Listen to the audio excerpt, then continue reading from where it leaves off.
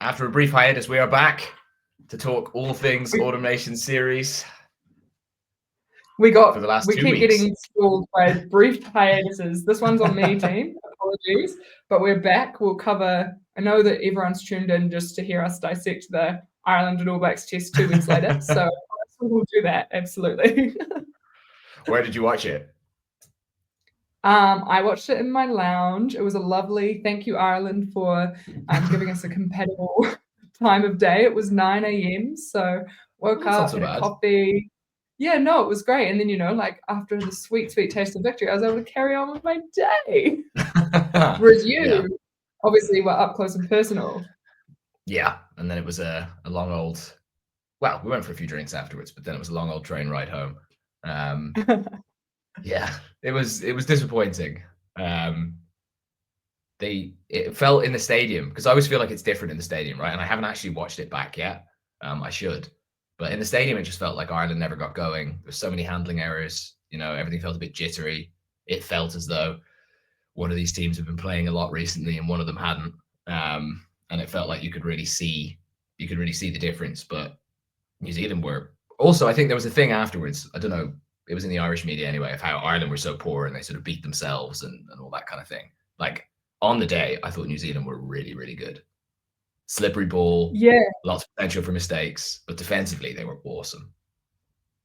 Yeah, it's always funny that, isn't it? It's like, the winning team didn't do anything to put that sort of pressure on them and to enact that sort of outcome. It was all that the losing team just didn't play. I think there's elements of both, but I think there were certain parts of the All Blacks game that were very tactically astute, particularly given the conditions. And I think the bench in particular probably was the killer blow. We've finally sussed that, which is very pleasing. But yeah, I think it is fair to say that with all the hype and everything, a lot of people have said it was a little bit of an underwhelming match, and I think that is maybe fair to say, but I'll take it all the same. It was a win over Ireland. I think that nearly brings sense of it level games. Yeah, 10-point win at the Aviva. Like, it doesn't happen very often. No. Well, and it was a streak, right? So to be able to end a streak is nice. And I also think a 10-point margin, as we've talked about numerous times, like international rugby has never been so competitive, and we've seen so many narrow scores in many games recently. So I think 10 points is nothing to sniff at. I think that's, I wouldn't say entirely convincing, but it's pretty close in this day and age, I would say. I'd say that's pretty convincing. Like getting out more than a score in a game that's supposed, like, two of the top 3 teams in the world. It's supposed to be very tight. 10-point score is impressive. And yeah, there was so much to like about the All Blacks. Like Mackenzie, God, seeing him live, he's such a good player to watch. He was like, I mean, there's probably always a few errors in any performance, but he was as close to flawless as I've seen. Oh, and I mean, I forget because it's been so long, sorry everybody, but that we were going into that test with serious questions because of Cody Taylor and Beauden Barrett being out. But seeing obviously DMAC rose to it entirely. Look, it's been well documented. I think he should still be starting. I wasn't that guy. I didn't think he was the guy at the start of the season, but I've really liked what I've seen in his maturity. And then obviously Asafo Aumua just finally, I think, for a lot of New Zealand fans, stamped himself, his arrival on the international stage. So that was, really pleasing actually, now to reflect back on. He was very good. Very, very good. Yeah. And the line out, we knew what he could do around the park, but the line out functioned. And I think we're kind of in this era where a lot's been made of the All Blacks scrum, but the All Blacks line out at the moment, I think, has been incredible. The All Blacks defensive line out is ridiculous. Like, Vai is such a menace. I don't know what it is. It seems like he can get inside the opposition's heads. It seems like he's able to second guess what they're going to do. Like, we'll come on to the French game in a bit, but the first 20 minutes when France couldn't stick a line out, he was just stealing them for fun all over the place. And it was the same in that Ireland game. Like, it felt like every time there was a crucial line out, every time we got up in your territory, except for the try, he was all over it. And you can see, like, from his body language when they're getting ready for the line out, like he's got a sniff of it, like he knows. It must be it must be hard for that not to get in your head as an opposition, whether you're the hooker, whether you're throwing in, or whether you're one of the jumpers, to be like, he knows what we're going to do. Like, he just had that aura around him. And he makes sure you know it, right? Like, he's not going to leave. He's straight from the school of Dane Coles, I think. He's such a little shithouse, which I love. I can imagine, facing it not so much. On the Ireland side, I think Josh van der Flier, a standout in that game. Huge, mammoth effort. I saw a post being like, it's a big year for red scrum-capped loose forwards in Ireland with him and Aoife Wafer carrying the torch. But yeah, it was an uncharacteristic performance, I think, is fair to say, from Ireland. But the reaction from Ireland fans reminded me much of my own people. It felt like complete head loss. Just, the world, the sky is falling. It's all over. Yeah, I think, like, I don't know why the reaction's been that serious. Like, losing to New Zealand is not, it's never cause for panic. It's not like they went there and put 40 or 50 on us. It's Ireland had a bit of an off day. It's like sometimes that happens. New Zealand were very good. You can't come in even like 2 or 3% off it against a really good team like that. You're going to get beaten. But it doesn't mean that, like, there's a lot of, I think one of the reasons there's so much frustration is there's a lot of call for new players to be blooded in the squad. And I think there are a lot of fans who actually would prefer if, like, the whole November, well, they think they'd prefer the November series going by and just tons of new caps in all the games. But obviously, if you go and lose those games, then people would react differently. So I think it's pretty well documented that Farrell's usually, in terms of team selection, on the more conservative side. Like, he doesn't like to mess with the formula too much. It's brought them a lot of success. That makes sense. But I think the result of that is that there's always, begrudgers just lining up to put the knife in the back when things don't go well. I think, we just shouldn't be panicking. Like, the team's not playing particularly well at the moment. And I think also maybe everyone has, like, collective psychological damage from 2019 when we thought we were really good and then all of a sudden we weren't very good. So maybe it's like the echoes of that as well.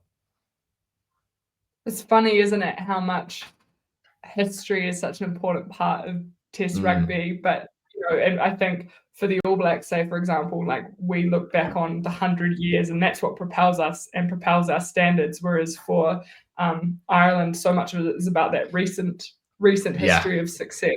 So fascinating. But yeah, look, too worthy. Yes.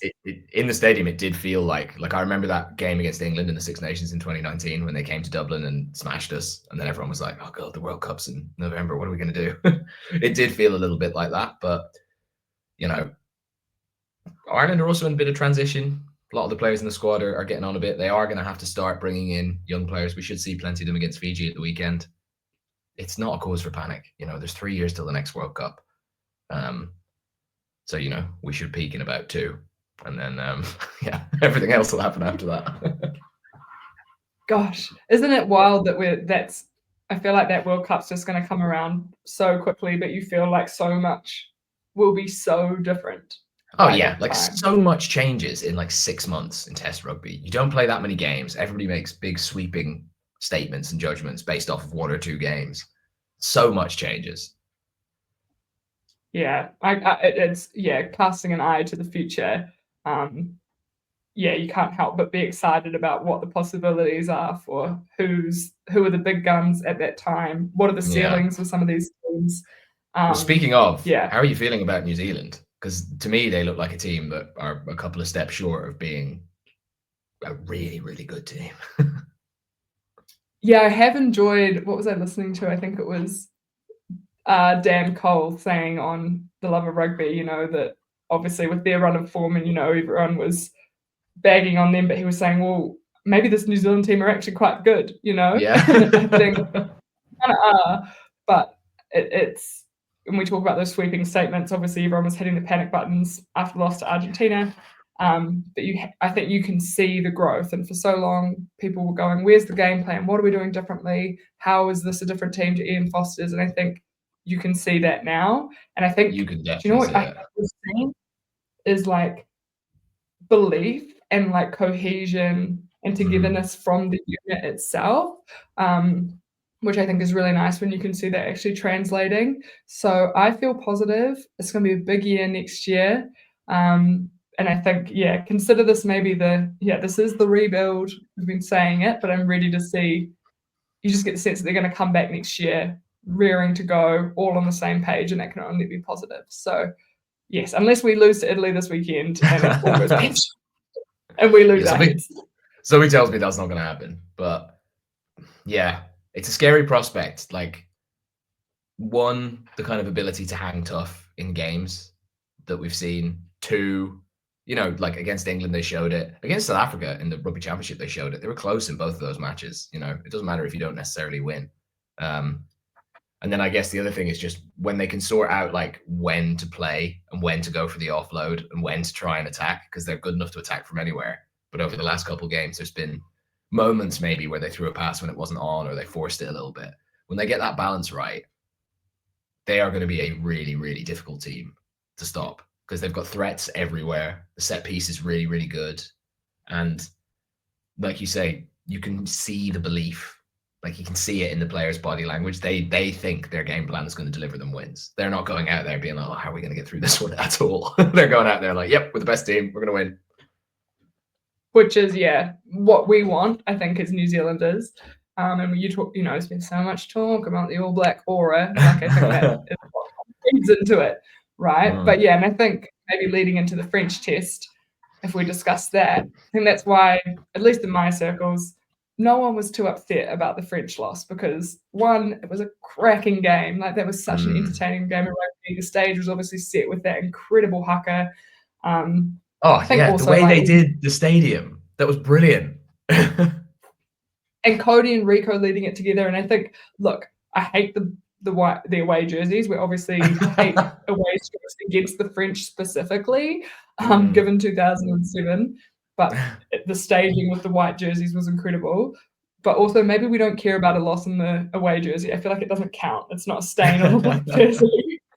But also, there were so many things to like about that performance. And like you say, you could see that we're just one notch away from running away with that game. And yes, it was disappointing not to, but the signs are good. So it was an incredible game of footy to watch, some incredible matchups. Can we talk about the French prop who had to play 70 minutes? Is it Colombe? Yeah, Colombe, yeah. And then it turned out he was Astro as well. Yeah. He was just puking up straight away. Apparently him and Bielbiere were both puking up on the pitch afterwards. Outrageous. I mean, look, a chaotic week for the French. Entirely, right? Like, everything, the Jalabert situation. Now I see that, like, Pinot maybe has fallen out. Gregory Aldrit with Kelsey. It's all very French. What's the Aldrit thing? Same thing, that apparently he potentially has fallen out with the coach as well, because out of the 23 for who are they playing this weekend? Argentina. They were better when he went off. I was amazed they took him off so early against the All Blacks, but they were better when he went off. Like, that Boudon is an absolute slab. He's just running around ragdolling people the whole time. Like, slab. Yeah. Who would have thought we'd be saying that in 2020? Like, if a year ago, to say now that the French are better with Aldrit off the field entirely. But I've heard that there is beef between Jalabert, Penaud, and Aldrit over that. The try. You must have seen the clip where Aldrit's letting the ball bounce into the in-goal area in a top 14 game, and Penaud is herring up the field trying to catch him out and sneak up on him, and Aldrit doesn't see him coming. And then Penaud goes and slaps the ball down, and Aldrit gets mugged off because he was standing over the top of it. He could have put it down any time. And apparently, Penaud and Jalabert are very close. And after that happened, Jalabert really got in Aldrit's face. And so there's been tension bubbling under the surface ever since then. I don't know if that's true. That could just be a vicious rumor, but I'm bought into the storyline, obviously. I'm down to believe that, because that's something I love to hear. Who knows what's going on, but they turned up to play, didn't they? In the second half. In the second half they did, First half they really struggled. Like you say, at scrum time they got kind of smashed around. even if the All Blacks didn't get that many penalties. But the second half, I think the bench split helped. If you take the gamble on the 6-2 and you don't get any injuries, I think that helps against the All Blacks, because Razor does like to keep his big names on the field for as long as he can. And I think you get a bit of an edge while they're tiring and you've got fresh guys. But yeah, I mean, the whole game hinged on that moment where Vai threw the offload. And if that goes to hand, the All Blacks score probably, and the game's over, and France go and score down the other end. Like, it was just inches, you know? But I tell you what, there wasn't inches in. Barbieri running down, chasing down people who had 10-meter head starts on him. Rapid, man. Rapid. Very impressive. Rapid. I was talking to a friend about this. Like, in the Northern Hemisphere, because the box kick is so big, I think over the last, I don't know how long, 5 years, and also because like Ireland have been the dominant team, they're a really possession-based team.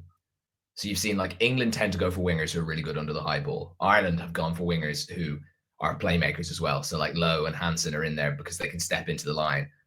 And maybe it's also because in the Northern Hemisphere, we don't produce as many speedsters as like South Africa and New Zealand do. But it feels like the pure pace winger is back. Like, it feels like, especially with the law changes around the aerial contests, if you're rapid and you can get yourself in a frame to win it, and now it is just a 1v1 in the air, the knock-on effects are, I think, every international test team should be out there looking for BLVRA, like someone with just that straight line speed, because he's so lethal. Like, he almost got 2 more tries from doing the same thing in the game. He was ridiculous. So impressive. Another scrum cap winger doing great things in the Nation Series. No, it was a great game. Cannot begrudge really losing it. Do you know who I also? Oh, you go. I was just going to say another winger who I feel like didn't get his props for an amazing performance in that game. How good was Clark? It's unbelievable. Bro. Unbelievable. He's so quick. He's so powerful. Like, what a player. And we've been talking about it all year, right? Like, as long as we've been doing this, he's been named someone we want to see this season, someone who to bring that form from Super Rugby and show that like it works against Northern Hemisphere teams in a tough test season. And he's been very consistent, which has obviously been maybe something people questioned with him in his form or his performances at the international level. So very pleasing. He's very powerful, obviously under the high ball, incredible. So such an asset for us, and feeling very happy for him. I think he's we need to check on his age though, because he's probably about to age out of being an All Blacks winger. How close is he to 27? That's usually when someone else gets brought in at that point. I need to have a look. I saw it was I saw people tweeting that the French commentators kept calling him Aroni, like after his dad, calling him his dad's name, which is so funny. That's hilarious. Have you ever seen him need less than a double tackle to take him down? Like, the guy is just power. I saw a shot, was it in the Ireland game? I think there was a front-on shot of him breaking the line, and it was just thighs. And I was like, geez, I feel like I'm about to get run over. So he was very good in the Ireland game 25. Too, actually. 25. 2 more years, Caleb. 2 more years. Oh, yeah, no, very good. I was just going to say Cam Roigard's first big start since his breakout on the international scene. What would you assess his performance, or what did you maybe make of his performance? Obviously matching up against the legend, the icon, Antoine Dupont. Yeah, I think it says a lot that Dupont just had quite a good game. Like, Dupont was still good, but he didn't stand out. He wasn't like the driving force for France or anything like that. And I think a lot of that was probably because Roigard was really good for New Zealand. They definitely lost a bit when he went off.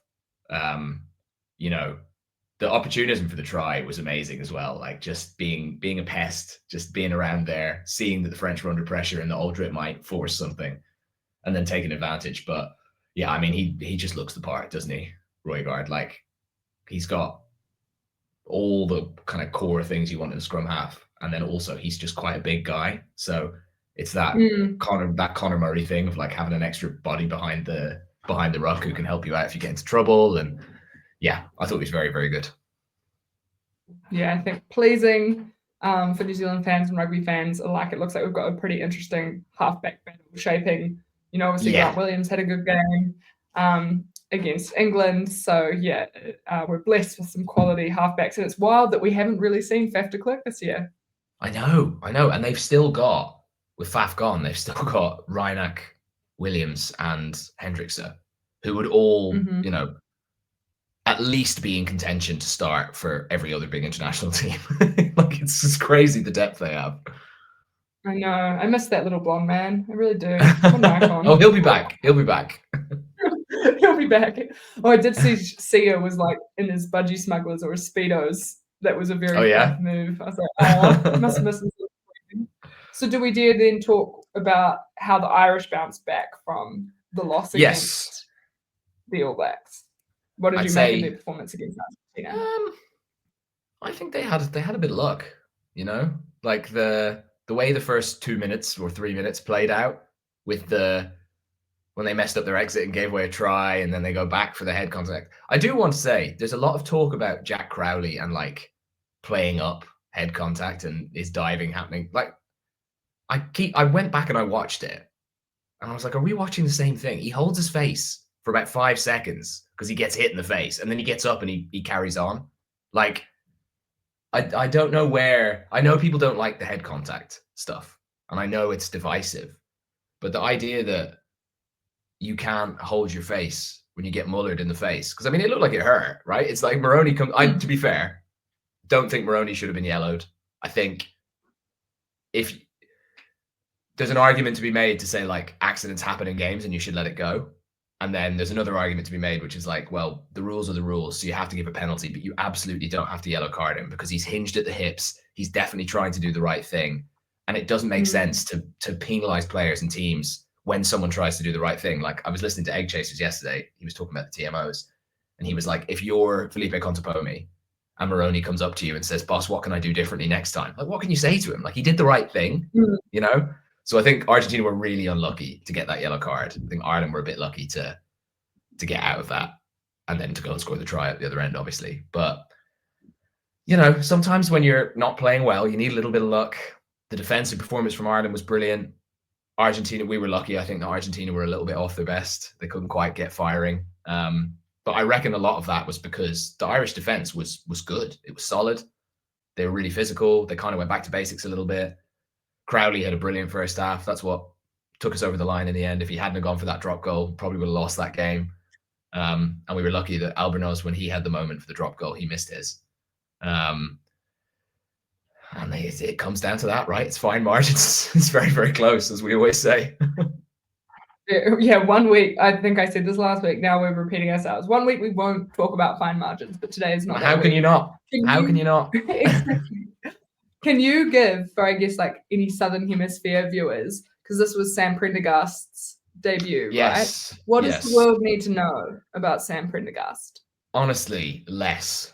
Like, the way we are hyping him up, I'm really worried about it. Because, like, he's a kid, he hasn't played that much yet. He's obviously super talented. Within the structure at Leinster, they're like second coming of Johnny Sexton. Like, this is our guy. Everybody agrees that this is our guy. But, like, the media in Ireland, again, being a nation of bandwagoners, we are completely losing the run of ourselves in the media. And like, I saw a thing the other day, I don't know where it was from, but it was like a social media, a tile for the front cover of the story, because he is expected to be named at 10 against Fiji today. And the headline was "The Boy King," and then just a picture of him. And it's like, can we all please calm down? Like, he's very, very good at rugby. Let him go and play and let him show us what he can do. Against Argentina, he came on in a difficult phase in the game.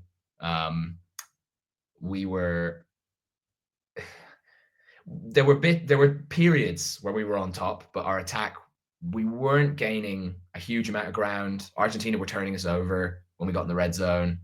But I thought he did fine when he came on. It was a difficult moment for him to come on, and he stood up to it. But it will be interesting to see how good he is against Fiji. Can he get the attack humming? Because, for a young man who's not the biggest, Fiji's not an easy team to play. He did run on, and I was like, beanpole. He Yeah. looks like he's very tall though. He is as tall. well. Yeah, he is tall, but he just Yeah. hasn't filled out yet, you know?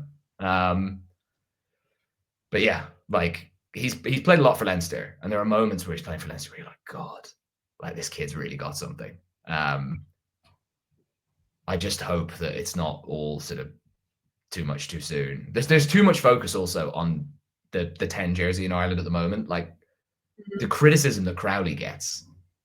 Johnny Sexton retired and Crowley was brilliant all year. Like Johnny Sexton had bad games too. It's like we've all suddenly forgotten that. And Crowley didn't even have a bad game on Friday. He had a great first half, and then a few things went wrong for him second half, and he got hooked. So I just think we all need to calm down, essentially. Put that on the Instagram tile. Quote marks. Yes. North, we all need to calm down, please. Just let the lads do their thing. I think that's exactly. I think that's so. I think I remember saying that when we were talking about the summer series, and we were like, "Oh, Ireland, it's been a seamless transition from Johnny Sexton." You know, it didn't feel like there was any big hangover from that. But yeah, like we say, people tend to forget very quickly. People make sweeping statements on the basis of one performance. So yeah, it's something about the 10 jersey, I think, for any nation, right? I remember what it was like here when Dan Carter finished. You know, it was we were talking about it for 2 years before he finished. Like, what are we going to do when Dan Carter retires? And then, I mean, fortunately, Bowden was around and things, but yeah, it's you could do worse. An endless debate. Pardon? You could do worse than Bowden as a replacement. Yeah. Okay, so then we've got. Sorry, can anyone hear that? There's like a torrential rainstorm happening out there. I think you're okay. That's okay. We'll move. If it sounds like TV static, that's probably what it is. So then I guess we've got England, South Africa. We haven't talked about. Yes, and England against the Aussies. Yeah. Oh, England, Australia. Yeah. Where do we start? Well, listen, if we do England, I listened to that thing with Dan Cole as well. I thought, like, obviously he's going to defend the team and he's going to defend himself and stuff, but like, I agreed with most of what he was saying. Like, I don't think England are that far away. There's obviously a few things they need to change. It's well worth checking it out if you haven't seen it. It's on For the Love of Rugby. It's them talking about the South Africa game, and they sort of go back and touch on the Australia game as well. But yeah, I mean, shoots of green for England in that performance. Definitely had a game plan that they were able to hurt South Africa at times. They had South Africa rattled at times, which you don't see very often. But for all of that being said, like, South Africa still won by 9 points, and it could have been 12 if they'd taken the points. So like, they did win comfortably, but England did enough to unsettle them at times. Yeah, I think it's a fascinating time. We talk about head loss. I think, yeah, England, if you watch the games, if you're actually just watching the games and you're not consuming any of the media around it, they're good performances. There's some amazing stuff happening. Marcus Smith cementing himself, you know, but we've always said he's going to be a huge talent. He's just got to get the reins, and he's done the thing. I do wonder, I just remember earlier in the season when the All Blacks were having their can't score in the last 20 minutes issue, it felt like it was becoming a self-fulfilling prophecy, and you wondered about the psychological impact of them getting to 60 minutes and then going, well, we're not going to score, and everyone thinks we're not going to score. How do we score? It's a big thing. And you just wonder, like, you know, you think of someone having to face the media during the week and hear that, you know, and then how do you not take that on board, or subconsciously that impact you? So I think maybe similar to what you said, I think everyone needs to calm down a little bit. And again, I agree with, you know, there's been a point made about, oh, they're so inexperienced. I actually don't think they're a very inexperienced team compared to everyone else. They've got leaders in there. But I do think that they're a young team in their growth, and growth out of tatters, right? Like, it was so bad in September, August, July last year. So I don't know. I feel confident that England will be competitive. At the end of the day, like, they're playing good teams. They're playing good teams, and they're not favourites going in. So I don't know. I think I've loved the rugby they're playing, and I just want Steve Borthwick to back himself, because there for a reason and has done some great things. Was like Dan Cole said, it's the thickness of a post against New Zealand that denies them. It's a panicky last defensive set against Australia that denies them. So imagine they win both of those games, and imagine how people would be talking about this team. Like, it would be completely different, and it would be much more realistic, which would be people would be saying, yes, we've won these games, but look, there are still these defensive frailties. There are definitely still some things we need to work on, but overall the direction of travel is good because look at these results. Whereas what we have now is all of those negatives, but none of the positive at all. And everyone being like, England can't even win a game. And it's like, well, how important is it that they win these matches? If I guess it's all just result based, isn't it? That's how everybody judges all of these things. But if England go and have a great Six Nations off the back of this, everyone will say, oh, this was the proving ground. This was when they were sharpening their tools. This is when they were learning stuff. So I think if you're that close, there's definitely a thing about like, I think there are big questions around like decision making in attack, where it seems like they go to the crossfield kick too often. It seems like, they don't have the layers of deception or like the clarity. Like, the Springboks, the way the Springboks attack, it's not loads of preset moves or anything like that, but they're very clear in what they're trying to accomplish, which is like, they'll get the ball wide quickly. They'll get it into the hands of their really quick players. They'll try and do damage from there. For England, you don't see the same thing. And it's up to like Marcus Smith to come up with little moments of magic. Like the first try was so good. Like he's mugged off Etzebeth there for that first try. Big, huge, probably motivated Etzebeth for the resultant charge down. Maybe, yeah, actually, maybe. You don't want to make him angry. How often do you see a double charge down? I was absolutely blown away. Loved it. Loved every piece of it. That's the type of luck you generate when you're just on fire. Is that not the most Springboks thing ever? For the bounce of that ball to be perfect for Peter Steph to score, like, just awesome. They earned it, though. Honestly. They earned it. The double charge down, they earned it. Created it. Exactly. But back to your point, I think, around, what England are doing. I do think, and we've seen it maybe more so in the first round of the Autumn Nations series, was kind of the identity of these teams and what they're about. And I think so much of that does come down to the type of player you have and the instincts they have. And I think maybe the question is more, are they trying to implement a system that isn't instinctive or natural? And obviously parts of it you have to train, right? Can't all be instinct, but the South African game plan works for those types of players. Same with what we're talking about, the All Blacks defense, right? It works for the players we have based on what we want to do, what they want to do, and what comes naturally to them. And it feels a little bit, I think, maybe, I don't know, I'm obviously not an expert, never played a game in my life. It feels like they're trying to like shoehorn into this thing. And I guess Marcus Smith also is kind of, as a player, like, he's too good to leave out, but it's like, does he suit that type of game plan?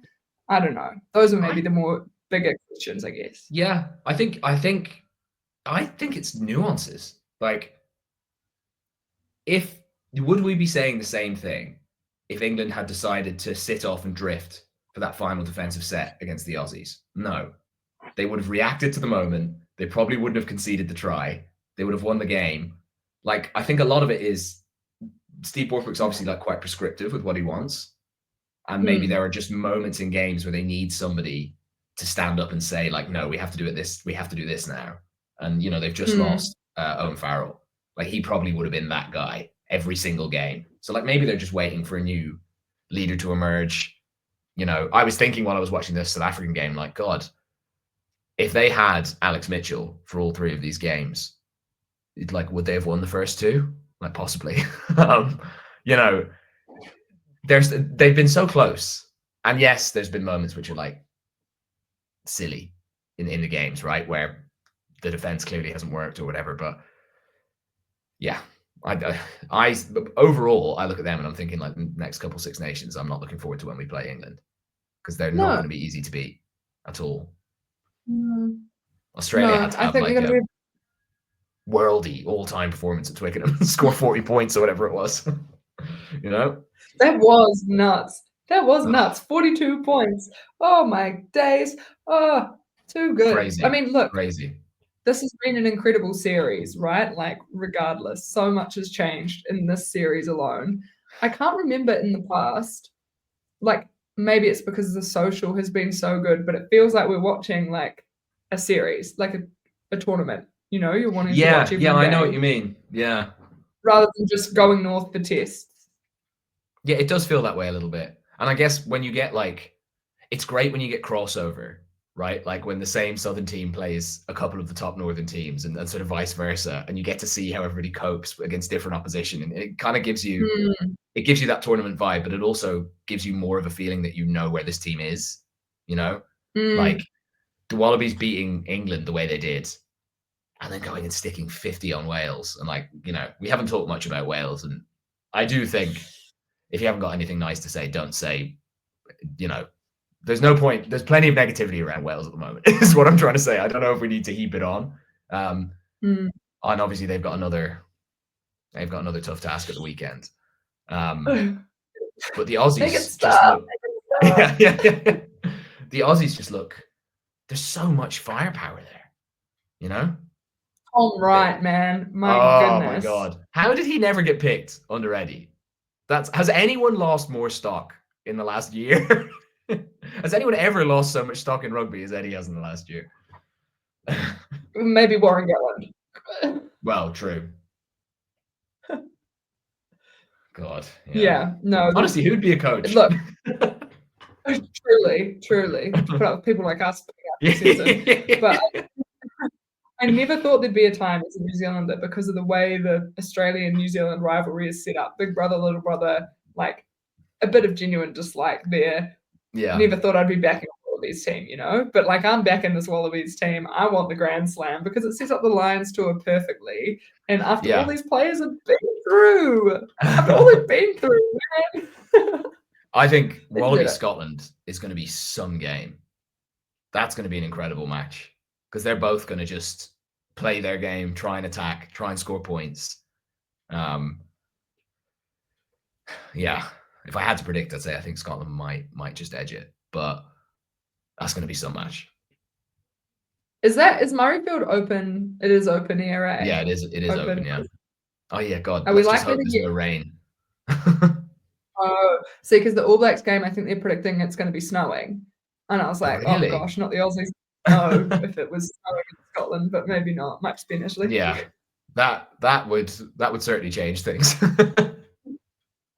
Forget it's winter. We're like, wow, I did just have a thunderstorm, but lovely southern hemisphere summer on ways here. We're all. Oh, it's freezing in England today. Anyway, it's been really cold all week. But I've heard the weather in Europe generally is supposed to get a bit better at the weekend. So just in time for a southern hemisphere. Hopefully no snow. Hopefully not. So yeah, Joe Schmidt. Does he stay for more than his 2-year deal? Do you think Rugby Australia can convince him to stay the course?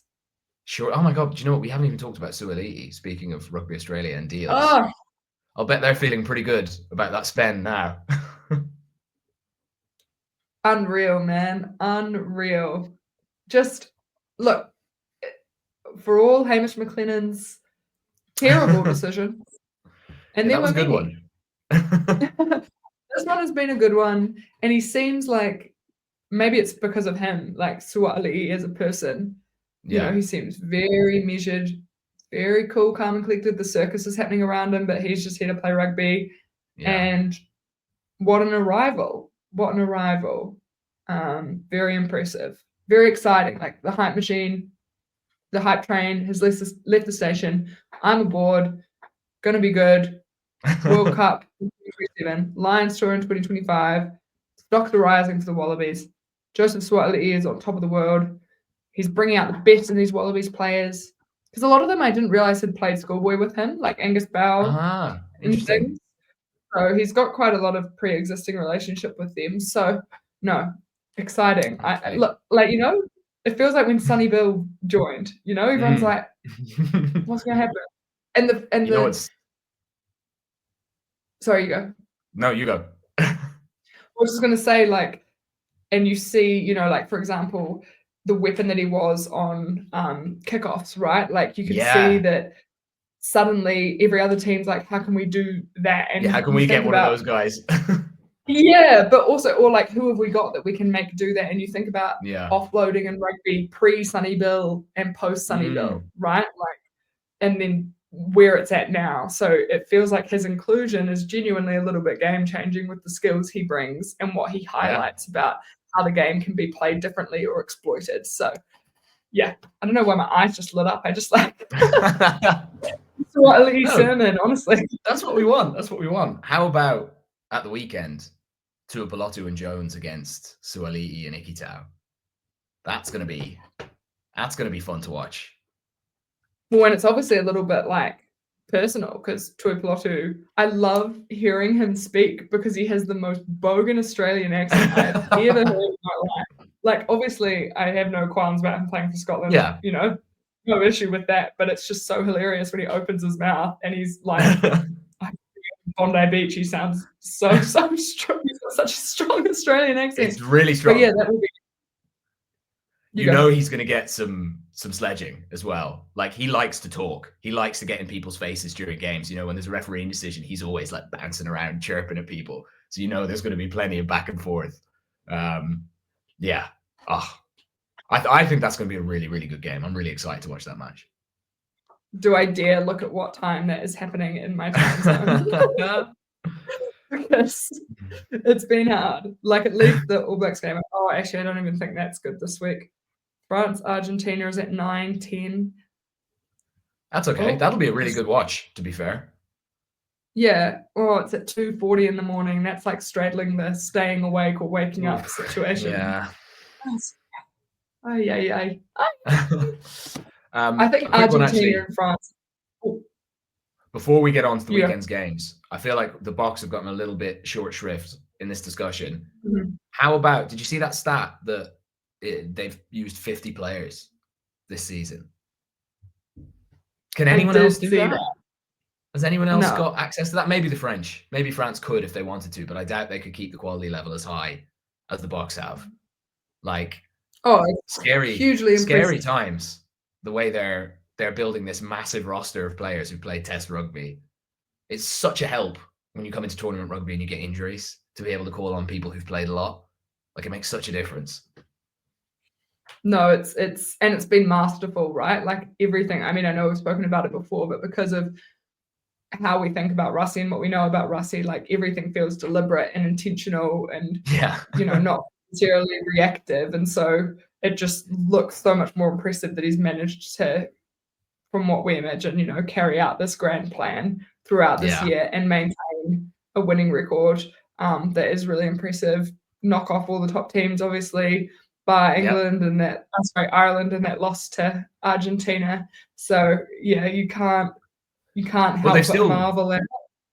They've still beaten everyone, right? They dropped those 2 games, but they still beat those teams as well. Like, it'll come to the end of the season and they'll be pretty happy with their work. Absolutely. And like I think we said before we started filming, they're not even playing their best rugby and they've managed to beat everyone. So they've evolved, they've leveled up. I think they strike fear into everybody and it's terrifying, but also they're playing amazing to watch rugby. You can't help but want to watch them. You can't help but enjoy what's going. And it's great for world rugby as well, I think. So yeah, is it recency bias, or is Test rugby really better than it's ever been? Because I feel like it's better than it's ever been. Like, it's amazing at the moment, but am I just, you know, is this just the wrong girl? Is it just because it's now? Was a no, I think you're right. I think you're right. We've got like a feast, right? And there's so many matchups that I would never pay attention to normally, or I think many All Blacks fans normally would never pay attention to, right? But now you kind of are like, I need to see what happens. Things are on a knife's edge. I think with Australia, hopefully coming back into being more of a powerful team, like they're a union, you need to be strong. Georgia obviously knocking on that door well and truly. I think we've just been served up. I feel like every other week we're saying, oh, that was a classic game. That was a classic game, you know, one for the ages. So, yeah, I agree with you wholeheartedly. I do have one question. We're well into the 20-minute red card in the November series now. It still doesn't make sense to me. How the one I'm going back to is Radradra against Wales in the first week. Like, not suggesting he meant to hurt the guy or anything, but the technique and the timing was all kinds of wrong, right? Dangerous tackle, smashes the guy out of it. He gets a ban afterwards. So it's bad enough that he's not allowed to play rugby for a little while. But he's only gone for 20 minutes and it doesn't affect his team. And then you have a similar thing in the Wallabies game, right? Someone gets sent off and then is given a ban. So it's adjudged that the incident was bad enough that this guy shouldn't play for X number of matches. But again, 20 minutes on the day. Like, I don't understand it. Like, there isn't another sport that has a mitigated punishment for an offense, but that you can then be banned for retrospectively. Like, if the logic behind it is like, we just don't want to see 15 against 14, like if they would just come out and say that, then like, fine, okay, I see where you're coming from. But all in all, it doesn't make sense to me. Interesting. I feel like I get so nervous wading into this debate because I feel like it's just like all over the shop. Okay. Oh, to be fair, we should preface this. I'm not taking shots at anybody. I'm saying as a fan. No. Whatever. Yeah. Like, nothing against the players involved, anything like that. As a fan, I'm like, how does that work? I guess maybe the issue is that because it's marketed as a mitigated version of a red card, right? And that's maybe the stumbling block mentally of like, well, you're getting a lesser punishment than what maybe you could have, which would be a full red card. I guess it's about, and people have been saying this, like, what is a red card and the difficulty that rugby has with, there's clear, egregious foul play, and then there's poor technique, reckless, etc., and do those deserve the same punishment? How often in the modern game do you get, like, what is pure like premeditated foul play, and how often do you get it now? Like, to get a red card, we did have 2 in one game in Super Rugby. What happened? Frank Lamani headbutted someone, and then actually, I remember that, the elbow. Yeah. But that really the bar for a red card? Like, do you have to do grievous bodily harm to someone? Like, do you have to do something that would get you arrested? Well, but it used to be really clear, right? Because think about how many red cards were handed out pre-2017. It was like single digits, right? In World Rugby. It was very, very few. Never Think about how many red cards we've had since. Many. Yeah. Many. Like, I remember when Sonny Bill got red carded was that in the Lions tour? What was that? Yes, and it was. Yeah. And it was treated like a moral failing of you as a player, right? You were branded a dirty player because, I don't know. What am I trying to say? That is true. He was made an example of, wasn't he, afterwards? Like, there's a lot of people talking about him, and but I have so many thoughts and they're all swimming around in my head. I think, to me, what I read into the 20-minute red card was that the sanction is about that person and their behavior. So them getting 20 minutes, but they can't play in the game. And I don't think 20 minutes in a game is insignificant. We've seen 17-point deficits in 15 minutes, in 10 minutes. I also think that, what am I trying to say? So that person doesn't play the rest of the game and they get banned. Like, to me, it's about that person. But I can see, and I guess the argument, I can't word this properly, but the argument people are making is that why should the team have to be punished for that entirely for the whole game? Like, the team is still punished in that 20-minute period. It makes things very difficult for them.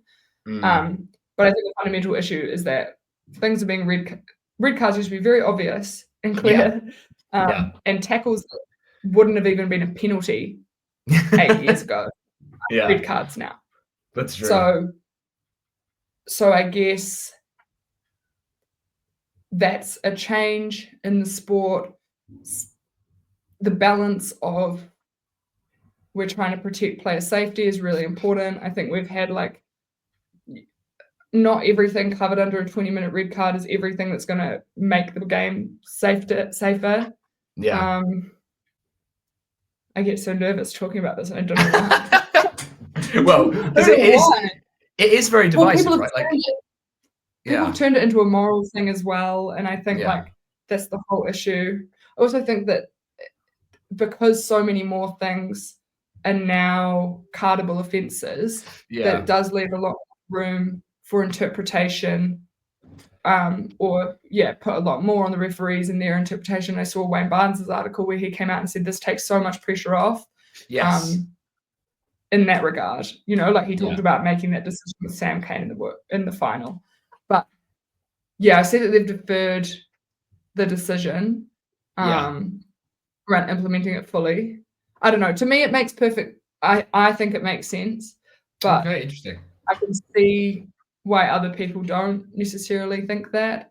I guess the discrepancy in some of the decisions over the past 2 weeks, I think, speaks more to why something like the 20-minute red card should be in place. But I don't know. That's just a bunch of word thoughts, and I don't know if that even answers your question. I don't think anybody has an answer, right? I don't think anybody can sit down and just off the dome be like, no, this is how it should be. Because like you say, a lot of it's open to interpretation. And the moments you're talking about in games are like split-second moments. You know, it's tiny errors of judgment that end up having a massive impact on the game. I don't know. I do think, the more I think about it, is like, I'm resistant to the idea, because across most team sports, the idea that if you make an individual infraction, it costs your team, that's baked into it. And so maybe I'm just resistant to people trying to change that, because to me, that's what sport is. Being a rugby fan and a football fan, and that's how it works. What happens in football? Because I don't watch that at all. What's the card system? It's the same. Well, so there's no sin bin. You can get a yellow for hurting someone, for doing something cynical, for chatting back to the referee. If you get a second yellow, it's a red, and then there's like a generally agreed, there's a few different types of tackles that you can make, say, or a few different types of fouls you can make where you'll get a red card. But, you know, there isn't the same, there's no concern around head injuries in football in the same way. Like, there isn't this hot button issue that they've had to try and legislate around, which is obviously how we've ended up in this place in rugby. So I think it doesn't really compare. And the other thing is like 10 against 11 in football, it's much easier to, with a man down, sit in and try and make the game difficult and try and score on the break. You can't really do that in rugby. You know, like 15 against 14, it is such a clear disadvantage. Whereas there are times in football matches where a team goes down to 10 men and it seems to galvanize them, and they seem to go on and you know, frustrate the opposition and then get a result. You just don't see that as often in rugby. Do you think some of that as well is because of the different skill sets required for different positions as well? Like, think about if it's a prop who goes down. Yeah, definitely. Prop, right, like in the scrum spectacle, what happens there? And I get the balance. Like, right, people are like, well, why should we be balancing entertainment against people's lives and livelihoods and brains, right? I understand that, but it's interesting. But you know, sport is entertainment. You know, it's a business of entertainment, and so you could ask that question about any consideration. Yeah, I think so too. And you could ask that question about any facet of the game. Like, they're putting themselves in danger all the time. You know. Yeah, it is an interesting one, as usual. Well, it's like Tom Curry. You know, like when he got knocked out, like that was from a low tackle. He was very low. He was too low. He got hit in the head with the knee. You know, so it's, I just, obviously we want to protect these players. Often we need to protect them from themselves because they're going to keep playing even with injuries, etc. But I don't, it's just so nuanced, and that's why there's been no consensus, because it's so difficult to reconcile. Yeah, it is.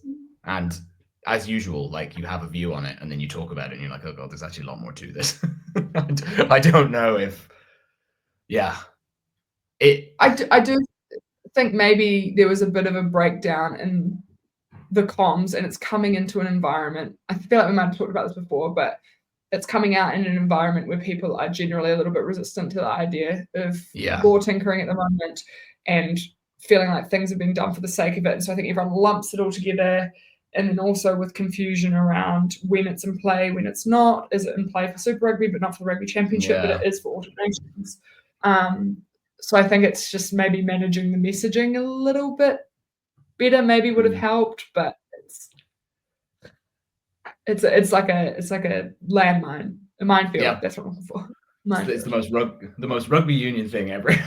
This sort of confusing change, which nobody quite knew what it was going into the matches, and it's had its impact, right? Like Wales probably feel that they've borne the brunt of it over these games.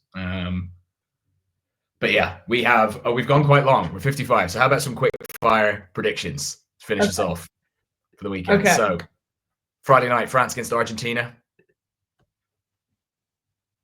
I think Argentina are going to do it. I think they're going to do it, and I want them to. I don't know how much. I would quite like Argentina to do it, but I think France will do it. Okay. They've just got such a big pack. And they've got big forwards on the bench again. Aldridge dropped, as we said. So it's kind of a new look team. Olivon's back in. He's at 8. Yeah, I just think because France are at home, they'll get it done. I feel like, you know how Argentina had they did a job on everyone once at the Rugby Championship.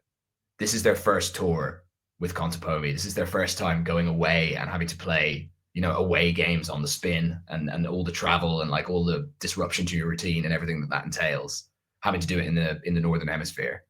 And I just think maybe after the emotional highs and lows of the Rugby Championship, maybe it'll be next November where Argentina really start to take some scalps and really start to show. But then they could beat France on Friday night, and that could be completely wrong. So we'll see. But I reckon France sort of, one apiece, 7, yeah, something like that.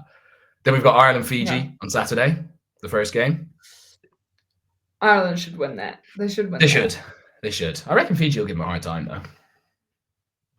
Yeah, I think you're right that just the longevity of the tour, that's tough on people. Like I think about the All Blacks. I know they've kind of got 2 weeks on everyone else, but I'm just like, you must be ready to come home now. Like, that's pretty exhausting. For sure. That challenge itself, being away from home comforts, your family, your friends, supporting your work, and traveling, having to do your laundry all the time, being in hotel rooms, I think. Yeah. Big tough. Yeah, I think so. Ireland by 10? Yeah, I don't know.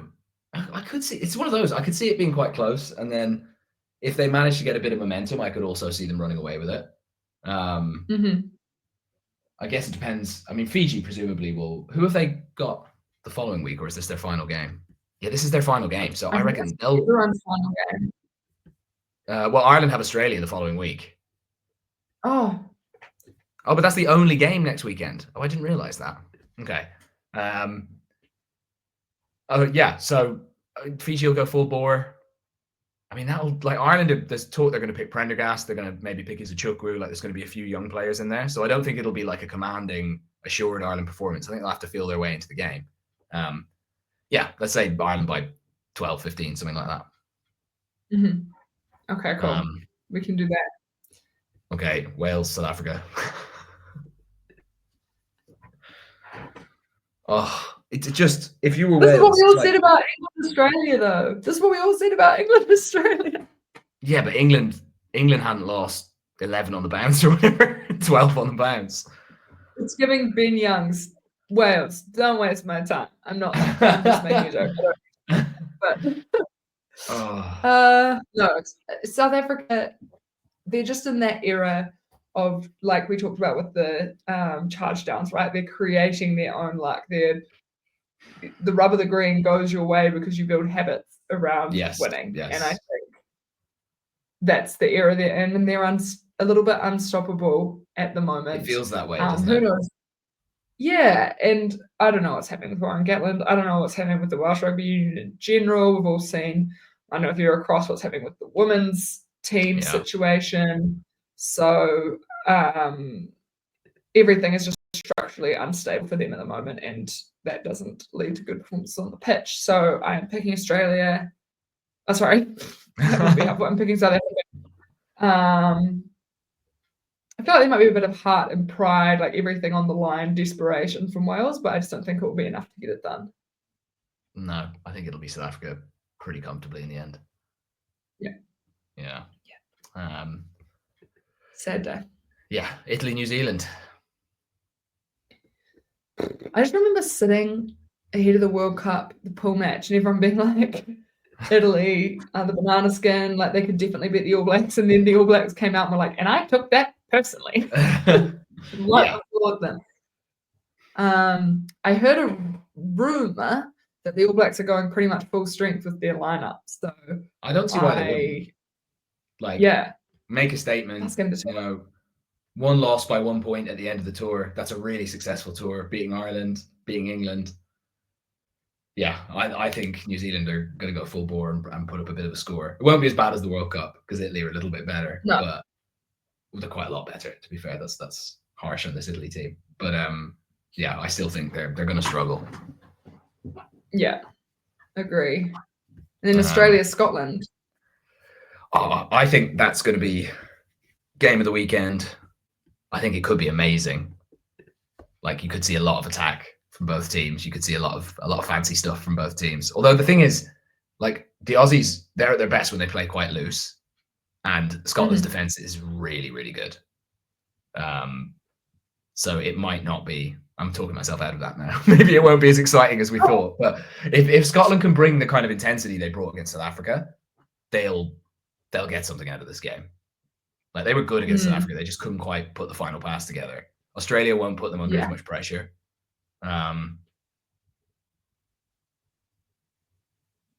Yeah, I don't know. I'm going to say it's narrowly Scotland, but Australia could always do them. Well, for balance and a manifestation that Australia, the slam stays alive and they get the Scotland scalp, but not by much. I think it will be close. How funny that we're sitting here saying Australia, you know, they're at their best when they play quite loose, like a Joe Schmidt coach team playing loose. I know.